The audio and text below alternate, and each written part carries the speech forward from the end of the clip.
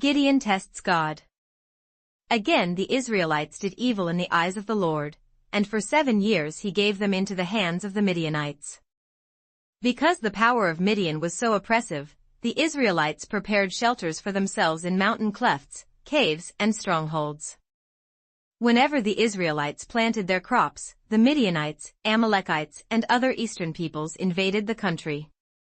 They camped on the land and ruined the crops all the way to Gaza and did not spare a living thing for Israel, neither sheep, nor cattle, nor donkeys. They came up with their livestock and their tents like swarms of locusts. It was impossible to count the men and their camels. They invaded the land to ravage it. Midian so impoverished the Israelites that they cried out to the Lord for help. When the Israelites cried to the Lord because of Midian, he sent them a prophet who said, "This is what the Lord, the God of Israel, says, I brought you up out of Egypt, out of the land of slavery.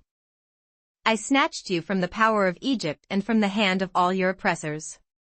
I drove them from before you and gave you their land. I said to you, I am the Lord your God, do not worship the gods of the Amorites, in whose land you live. But you have not listened to me." The angel of the Lord came and sat down under the oak in Ophrah that belonged to Joash the Abiezrite, where his son Gideon was threshing wheat in a winepress to keep it from the Midianites. When the angel of the Lord appeared to Gideon, he said, "The Lord is with you, mighty warrior." "But sir," Gideon replied, "if the Lord is with us, why has all this happened to us? Where are all his wonders that our fathers told us about when they said, 'Did not the Lord bring us up out of Egypt?' But now the Lord has abandoned us and put us into the hand of Midian." The Lord turned to him and said, "Go in the strength you have and save Israel out of Midian's hand. Am I not sending you?" "But Lord," Gideon asked, "how can I save Israel? My clan is the weakest in Manasseh, and I am the least in my family." The Lord answered, "I will be with you, and you will strike down all the Midianites together." Gideon replied, "If now I have found favor in your eyes, give me a sign that it is really you talking to me. Please do not go away until I come back and bring my offering and set it before you." And the Lord said, "I will wait until you return." Gideon went in, prepared a young goat, and from an ephah of flour he made bread without yeast.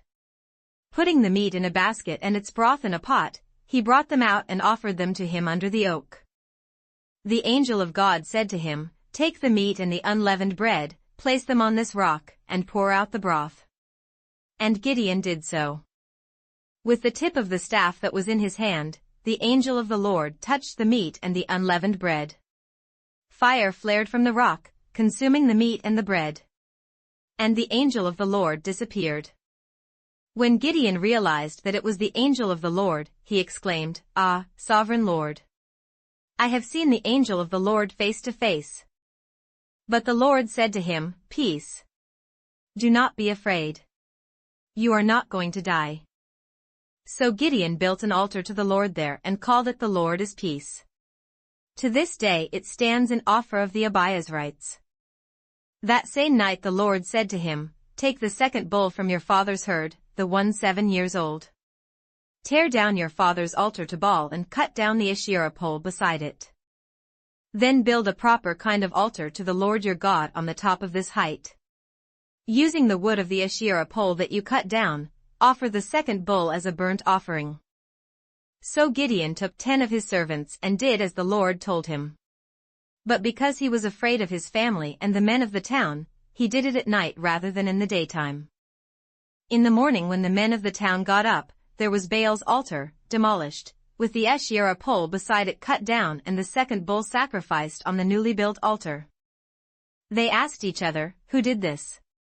When they carefully investigated, they were told, "Gideon son of Joash did it." The men of the town demanded of Joash, "Bring out your son. He must die, because he has broken down Baal's altar and cut down the Asherah pole beside it." But Joash replied to the hostile crowd around him, "Are you going to plead Baal's cause? Are you trying to save him? Whoever fights for him shall be put to death by morning.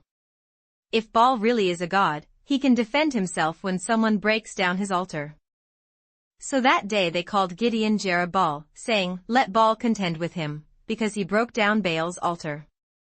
Now all the Midianites, Amalekites and other eastern peoples joined forces and crossed over the Jordan and camped in the valley of Jezreel. Then the Spirit of the Lord came upon Gideon, and he blew a trumpet, summoning the Abiezrites to follow him. He sent messengers throughout Manasseh, calling them to arms, and also into Asher, Zebulun and Naphtali, so that they too went up to meet them.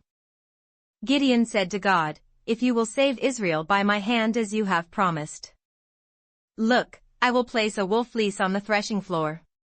If there is dew only on the fleece and all the ground is dry, then I will know that you will save Israel by my hand, as you said." And that is what happened. Gideon rose early the next day, he squeezed the fleece and wrung out the dewy bowlful of water. Then Gideon said to God, "Do not be angry with me. Let me make just one more request. Allow me one more test with the fleece. This time make the fleece dry and the ground covered with dew." That night God did so. Only the fleece was dry, all the ground was covered with dew.